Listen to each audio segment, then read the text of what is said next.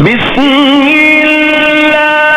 الرحمن الرحیم اعوذ باللہ من الشیطان الرجیم بسم اللہ الرحمن الرحیم الحمد للہ رب العالمین ثم الصلاة والسلام علی سید الانبیاء والمرسلین سیدنا و مولانا ابی القاسم محمد وَأَهْلِ بَيْتِهِ الطَّيِّبِينَ الطَّاهِرِينَ الْمَعْصُومِينَ الْمَظْلُومِينَ الَّذِينَ أَذْهَبَ اللَّهُ عَنْهُمُ الرِّجْسَ وَطَهَّرَهُمْ تَطْهِيرًا أَمَّا بَعْدُ فقد قال اللہ تبارک و تعالی فی کتابہ الحکیم بسم اللہ الرحمن الرحیم۔ عزیزان گرامی، فہم القرآن کے حوالے سے 14واں درس آپ کی خدمت اقدس میں پیش کیا جا رہا ہے، اور اس سلسلے میں ہماری گفتگو آئے بسملہ میں جاری و ساری تھی کہ جس میں ارشاد رب العزت ہو رہا ہے خدائے رحمان و رحیم کے نام سے شروع کرتا ہوں۔ جناب والا، اس آیت میں ہماری بحث جو ہے کلمت اللہ کے حوالے سے چل رہی تھی، اور اسم اللہ کے بارے میں چند نتائج، چند بحثیں جو ہے آپ کی خدمت میں عرض کی گئی تھیں۔ اگر ان بحثوں کو، ان ابحاث کو ایک مرتبہ خلاصتاً دیکھا جائے تو اس میں پہلی بحث یہ تھی کہ اسم اللہ اسم اعظم ہے۔ دوسرا نتیجہ یہ ذکر کیا گیا تھا اور آپ کی خدمت میں پہنچانے کی کوشش کی گئی تھی کہ اسم اعظم کی کیا حقیقت ہوتی ہے، اسم اعظم کا کیا معنی ہوتا ہے۔ جناب تیسرا نتیجہ، تیسری بحث یہ کی گئی تھی کہ اگر انسان جو ہے اسم اعظم کی برکات کو حاصل کرنا چاہے، اگر انسان مرتبہ اسم اعظم تک پہنچنا چاہے، اگر بندہ اسم اعظم کا اہل بننا چاہے تو اس کی کیا شرائط ہے، انسان کس طریقے سے اسم اعظم کا اہل بن سکتا ہے، کس طریقے سے مرتبہ اسم اعظم تک پہنچ سکتا ہے۔ جناب والا، ان ابحاث کے علاوہ ابھی کلمت اللہ کے حوالے سے ایک مزید بحث ہے۔ اگر آپ ان تمام ابحاث کو دیکھیں جو گزر چکی اور جو آنے والی ہیں، ان تمام ابحاث میں محور ایک رہا ہے کہ اللہ سے کیا مراد ہے، اسم اللہ کا معنی کیا ہے، اسم اللہ کی تفسیر کیا ہے، اسم اللہ سے مراد کیا ہے۔ لہذا سوال ایک رہا، لیکن نتیجے مختلف ہوتے گئے، ابحاث مختلف ہوتی گئیں۔ وجہ کیا ہے کہ معصومین علیہم السلام نے اس سوال کے جو جوابات بیان فرمائے ہیں وہ جوابات متعدد اور مختلف ہیں۔ لہذا جب جوابات متعدد بھی ہیں، مختلف بھی ہیں، تو ہر جواب سے گوشہ ربوبیت کا ایک نیا راز منکشف ہوتا گیا۔ جناب یہاں بھی یہی صورتحال ہے۔ سوال کرنے والے نے تفسیر برہان میں، سوال کرنے والے نے معصوم سے سوال وہی کیا، امام جعفر صادق علیہ السلام سے، صادق آل محمد علیہ السلام سے سوال وہی کیا گیا کہ اللہ سے مراد کیا ہے، لیکن معصوم نے امام نے جواب مختلف انداز میں دیا۔ جناب امام نے جواب کس طریقے سے دیا؟ امام نے لفظ اللہ کو دو حصوں میں تقسیم کر دیا۔ توجہ رکھیے گا جناب، اس مطلب کو جو ہے ہضم کرنے کی کوشش کیجیے گا۔ امام نے لفظ اللہ کو دو حصوں میں تقسیم کر دیا۔ ایک وہ حصہ جس میں حروف مکررہ ہیں، اور دوسرا وہ حصہ جس میں حروف اصلیہ ہیں۔ مولا نے حروف مکررہ والے حصے کو حذف کر دیا، ہٹا دیا، اور جو باقی حروف کا حصہ تھا ان حروف تہجی کے معانی بیان فرمائے، اور ان معانی کو بیان خداوند قرار دیا، ان معانی کو اللہ تبارک و تعالیٰ کی ذات کا بیان قرار دیا۔ اگر آپ لفظ اللہ کو دیکھیں اور اس میں سے حروف مکررہ کو حذف کر دیں تو باقی حروف کون سے بچتے ہیں؟ الف، لام اور ہا۔ امام نے ان تین حروف تہجی کے معنی بیان فرمائے اور اس معنی کو بیان خداوند قرار دیا ہے۔ جناب تفسیر برہان میں روایت کس طریقے سے ہے؟ تفسیر برہان میں راوی نے امام جعفر صادق علیہ السلام سے سوال کیا کہ مولا اللہ سے کیا مراد ہے؟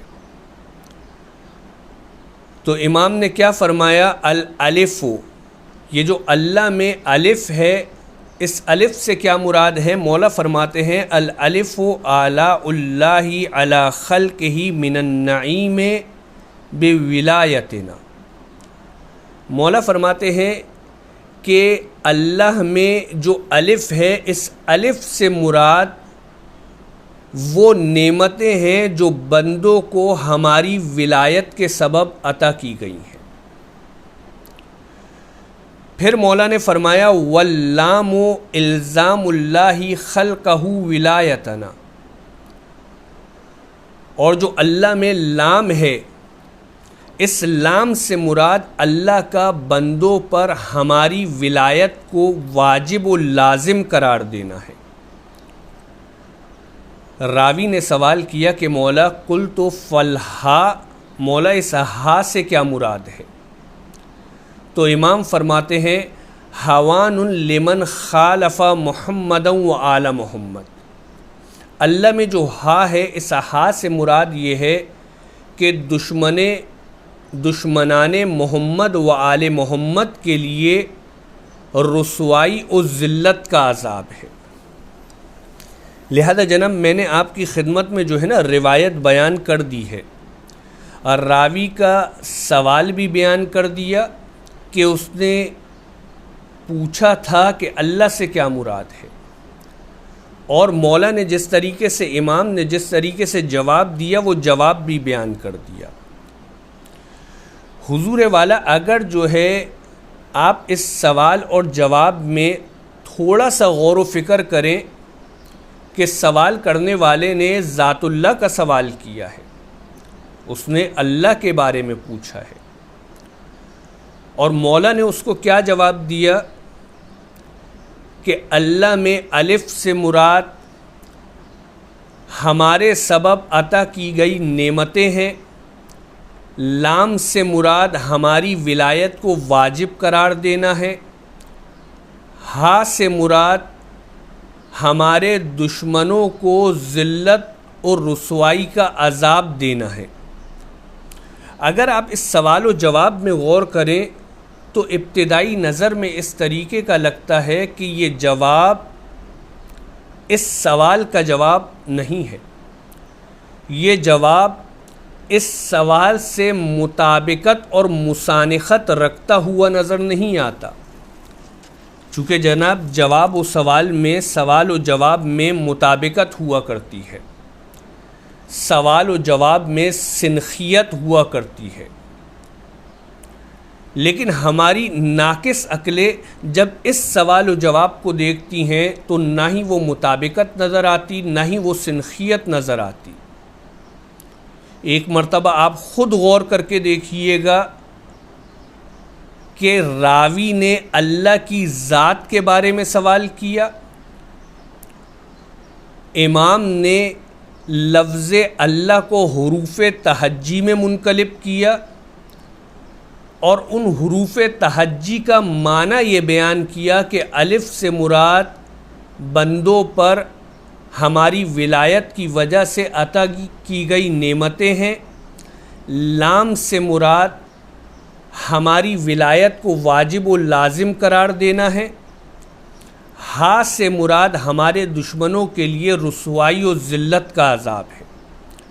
لہٰذا اگر آپ خود غور کریں تو سمجھ میں نہیں آتا کہ یہ جواب اس سوال کے ساتھ کس طریقے سے مطابقت کرتا ہے، یہ کس طریقے سے اس سوال کا جواب بن سکتا ہے۔ لہذا جناب یہ مطابقت کو پہنچانے کے لیے، اس مسانخت کو پہنچانے کے لیے، چونکہ یقین جان لیجئے کہ یہ روایت عمیق ترین روایتوں میں سے ہے، اس روایت کو ہضم کرنا، اس روایت کو سمجھنا مشکل ترین مسائل میں سے ہے کہ کس طریقے سے یہ جواب اس سوال کو بیان کر رہا ہے۔ لہٰذا اس مطابقت کو سمجھنے کے لیے، اس مسانخت کو سمجھنے کے لیے آپ کی خدمت میں چند مقدمات پیش کر رہا ہوں، اور انشاءاللہ تعالی اگر آپ نے ان مقدمات کو ہضم کر لیا، اگر ان مقدمات کا احاطہ کر لیا تو یہ بات واضح ہو جائے گی کہ کس طریقے سے یہ جواب اسی سوال کا جواب ہے۔ جناب پہلا مقدمہ کیا ہے کہ اگر آپ عالم وجود کو دیکھیں، جس میں عالم وجود بھی ہے، عالم امکان بھی ہے، عالم امکان مخلوق ہے، عالم وجود خالق ہے۔ جناب والا اگر آپ عالم وجوب سے عالم امکان کی جانب منتقل ہونے والی اشیاء کو دیکھیں، اگر آپ خالق سے عالم خلق کی جانب پیدا ہونے والی چیزوں کو دیکھیں تو انشاءاللہ تعالی آپ ہماری بات کی تائید و تصدیق کریں گے کہ عالم وجوب سے عالم امکان تک جو چیزیں نازل ہوئیں، جو چیزیں ظاہر ہوئیں، ان میں افضل ترین شے اسم اللہ ہے۔ جو عالم امکان میں جتنی بھی چیزیں ہیں، آپ جتنی بھی چیزوں کا تصور کر لیں،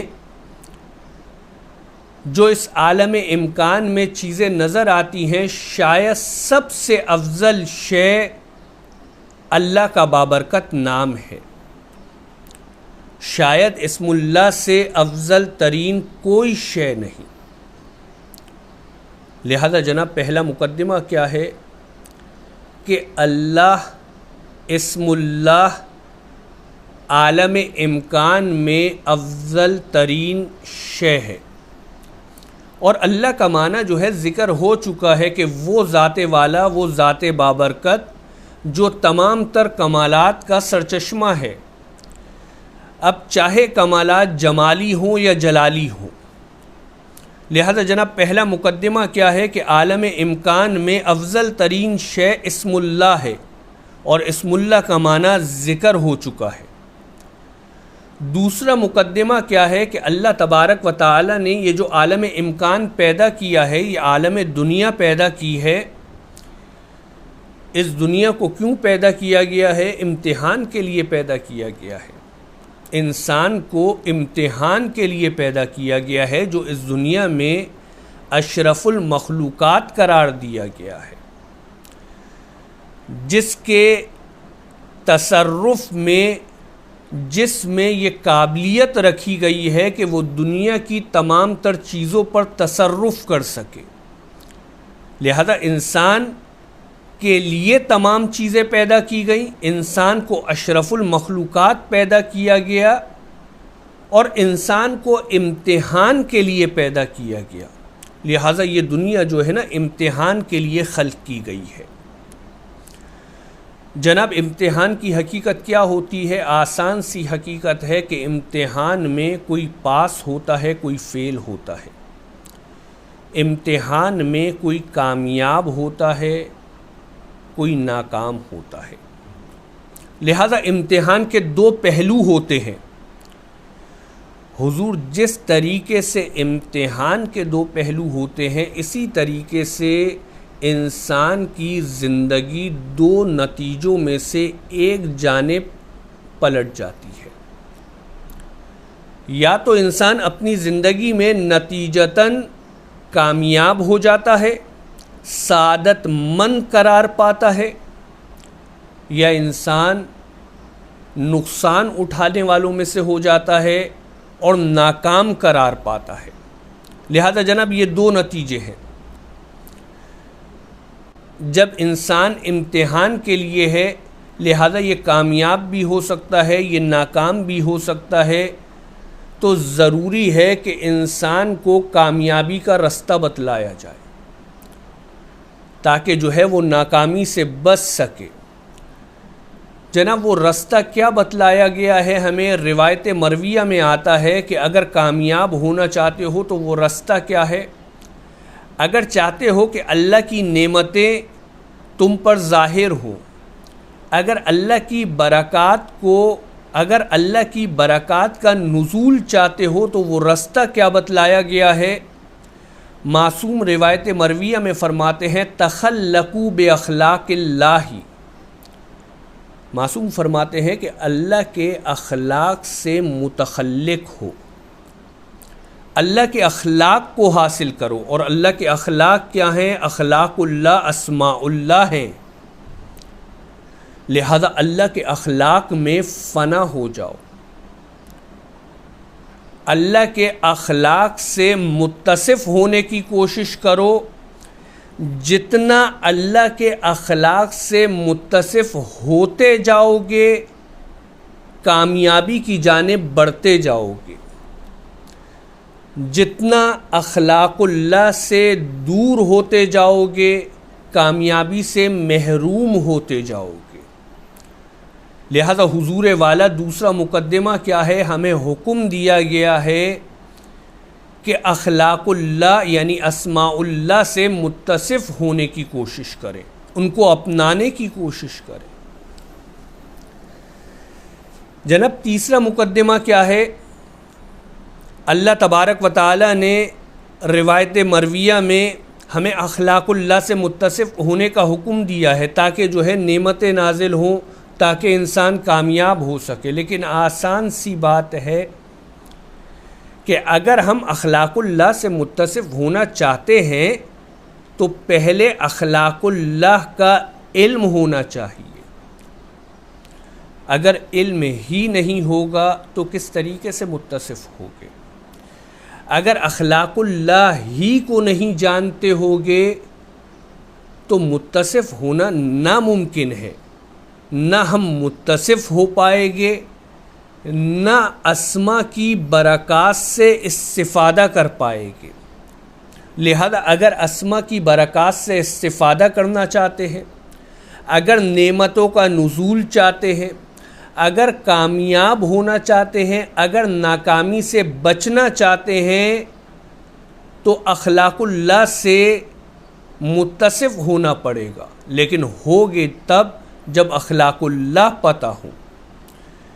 لہذا جب حکم ہوا کہ اخلاق اللہ سے متصف ہو تو اللہ نے اپنے اخلاق تک پہنچانے کے لیے، برکات کو نازل کرنے کے لیے بندے پر اپنے اخلاق کو معین کیا. اور اللہ نے اپنے اخلاق کی معراج اپنے رسول محمد مصطفیٰ صلی اللہ علیہ وآلہ وسلم کے وجود کے ذریعے دکھائی، اور اپنے رسول کو قرآن مجید میں اعلیٰ ترین اخلاق والا قرار دیتے ہوئے کیا فرمایا؟ اِنَّكَ عَلَىٰ خُلُقٍ عَظِيمٍ، اے ہمارے حبیب تم بہترین اخلاق پر فائز ہو، اے محمد مصطفیٰ تم خلوق عظیم کے مالک ہو، تم بہترین اخلاق والے ہو۔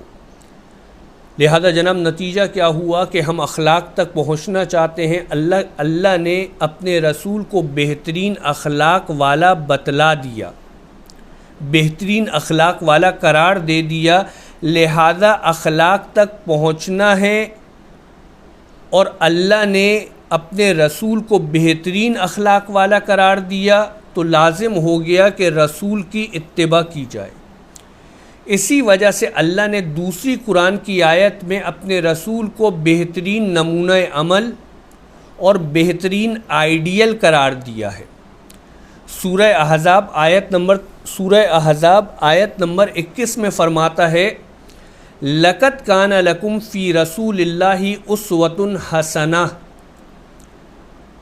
کہ رسول کی زندگی میں مسلمانوں کے لیے بہترین نمونہ عمل ہے، یعنی ہمارا رسول تمہارے لیے بہترین نمونہ عمل ہے، ہمارا رسول تمہارے لیے بہترین آئیڈیل ہے۔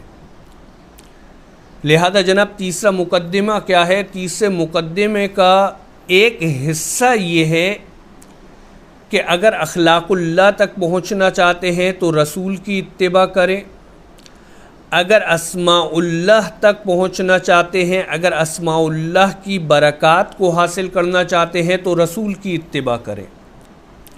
اور رسول نے متعدد لہجوں میں متعدد الفاظ کے ساتھ اس مفہوم کو واضح کیا کہ میرے اہل بیت مجھ جیسے ہیں۔ لہذا اللہ کے رسول نے کیا فرمایا؟ انہم منی وانا منہم، یہ مجھ سے ہیں اور میں ان سے ہوں۔ لہذا نتیجہ کیا نکلا؟ اللہ تبارک و تعالی نے جو اپنے اخلاق تک پہنچنے کے لیے رستہ قرار دیا ہے، وہ رستہ کیا ہے؟ محمد و آل محمد، محمد مصطفیٰ اور محمد مصطفیٰ کے اہل بیت ہیں کہ اگر ان کی اتباع کی جائے تو انسان اخلاق اللہ تک پہنچ سکتا ہے، اسما کی برکات کو حاصل کر سکتا ہے۔ جناب والا آپ کی خدمت میں یہ 3 مقدمات پیش کیے ہیں، یہ 3 تمہیدات پیش کی ہیں۔ اگر ان مقدمات کو ہضم کر لیا جائے، اگر ان مقدمات کو مکمل طور پر سمجھ لیا جائے تو ان مقدمات سے چند نکات نکلتے ہیں، چند پوائنٹس نکلتے ہیں۔ وہ پہلا پوائنٹ کیا ہے؟ پہلا نتیجہ کیا ہے کہ اللہ تبارک و تعالی نے، جناب پہلا نقطہ ہے، اللہ تبارک و تعالی نے محمد و آل محمد کو نمونہ عمل اور اخلاق کی اعلیٰ ترین معراج قرار دیا ہے تاکہ بندہ ان کی اتباع کرے اور اخلاق اللہ کی برکات کو حاصل کر سکے۔ لہذا جناب یہ پہلا نقطہ ہے کہ اللہ تبارک و تعالی نے محمد و آل محمد کو بہترین نمونہ عمل قرار دیا ہے۔ حضور دوسرا نقطہ کیا ہے؟ اگر ان کی اتباع کی جائے، اگر ان سے دوستی کی جائے تو ان کی اتباع اور ان کی دوستی برکات کے نازل ہونے کا سبب ہے۔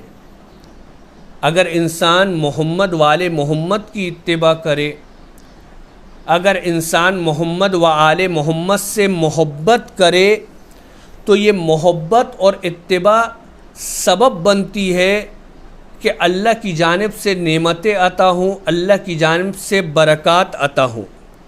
لہذا جناب یہ دوسرا نقطہ ہے۔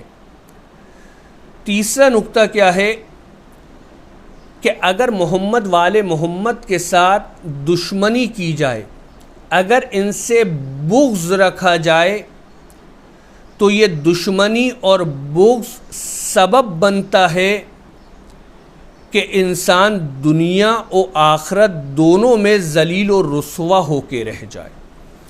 جناب وجہ کیا ہے کہ جب انسان جو ہے محمد والے محمد سے دشمنی کرے گا، بغض رکھے گا، تو اخلاق اللہ سے دور ہو جائے گا، اور جب اللہ سے دور ہو جائے گا تو عزت فقط اللہ کے لیے ہے، لہذا اللہ سے دور ہونے والا ذلیل و رسوا ہو جاتا ہے۔ لہذا عزیزان گرامی، یہ 3 نکات جو ہے ان 3 مقدمات سے حاصل ہوتے ہیں۔ اگر آپ ایک کاغذ پر ان 3 نکات کو لکھ لیں اور دوسرے کاغذ پر صادق آل محمد کی اس روایت کو لکھ لیں کہ جس روایت میں جواب اور سوال میں ہم مطابقت تلاش کر رہے ہیں، تو آپ کو محسوس ہوگا کہ یہ تینوں نکات اور معصوم کا جواب بے عین ہی ایک ہے۔ اگر آپ جو ہے ایک کاغذ پر ان 3 نکات کو لکھیں اور دوسرے کاغذ پر یہ 3 نکات جو ان 3 مقدمات سے حاصل ہوئے ہیں، لہٰذا اگر آپ ایک جگہ ان 3 نکات کو رکھیں، اس کے سامنے معصوم کے جواب کو رکھیں، تو معلوم ہوگا کہ یہ دونوں بے عین ہی ایک ہیں۔ لہذا جناب پہلی بات یہ ہے۔ دوسری بات کیا ہے کہ اگر آپ ان 3 نکات میں غور کریں تو جناب یہ 3 نکات اس عالم امکان میں اس نوری نظام کی حکایت کر رہے ہیں کہ جس نوری نظام کو اللہ نے اس عالم امکان میں جاری کیا ہے۔ جناب دوبارہ اس جملے کو دہراتے ہیں، اللہ تبارک و تعالی نے، اگر آپ ان 3 نکات پر غور کریں تو معلوم ہوگا کہ یہ 3 نکات اس عالم امکان میں جاری ہونے والے نورانی نظام کی حکایت کر رہے ہیں کہ جس کو اللہ نے اس عالم امکان میں جاری کیا ہے۔ لہذا جناب نتیجہ کیا ہے کہ آل محمد علیہ السلام سے جب اللہ کی ذات کے بارے میں سوال کیا گیا تو مولا نے کس طریقے سے جواب دیا؟ امام نے اللہ کے اس عالم امکان کو پیدا کرنے کی علت غائیہ کے ذریعے سے جواب دیا ہے۔ مولا نے اللہ کے اس علم کے ذریعے سے جواب دیا ہے کہ اللہ نے اس عالم امکان کو پیدا کیوں کیا ہے۔ اللہ نے اس عالم امکان میں نظام کون سا جاری کیا ہے؟ اللہ نے اپنے لامتناہی انوار میں سے جس نور سے اس عالم امکان کو ظاہر کیا، اس نور میں کون سا نورانی نظام تھا؟ امام نے اس نورانی نظام کے ذریعے اللہ کے اس نور کو بیان کیا جو انوار لامتناہیہ میں سے ایک تھا۔ لہذا عزیزان گرامی، اگر اس بات پہ غور و فکر کر لیا جائے تو یہ بات واضح ہو جاتی ہے کہ کس طریقے سے امام کا یہ جواب اس سوال کا جواب بنتا ہے۔ والحمد للہ رب العالمین۔